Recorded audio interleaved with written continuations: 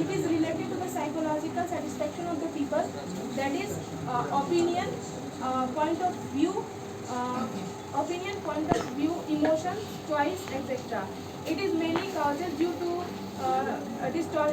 distance between the communicator and sender receiver. Um, uh,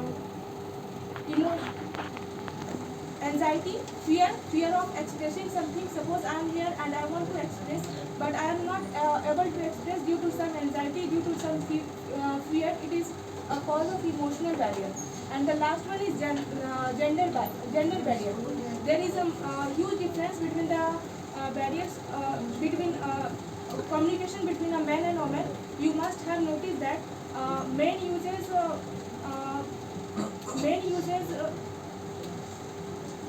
exact word while they communicate, while they are trying to convey their messages. They their words depend on their words depend more on reality than emotions. Uh, Whereas women uses both emotion as well as their words. Then in this case, there is a chance of arising dissatisfaction, disagreeing between the person who wanted to convey their messages. And the next is way to overcome from communication barrier. The first one is languages. As we all know that languages have different level of meaning. Therefore, we should use specific word, good grammar, avoid spelling error, and slang and language. Slang and abstract language must prohibited. And the second one is frame of reference. Remember, each person is unique here. They have different quality, they have different mindset. So your way of seeing the world is not only the way. Therefore, be open of shaping your messages to the receiver perspective.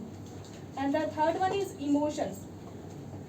You should focus on logical, not emotional arguments. Misunderstanding are less likely if you arrange your ideas logically and use words precisely. And the last one is distraction. Focus on what important out of the integration. We should focus on the most important thing, not on the thought that is based on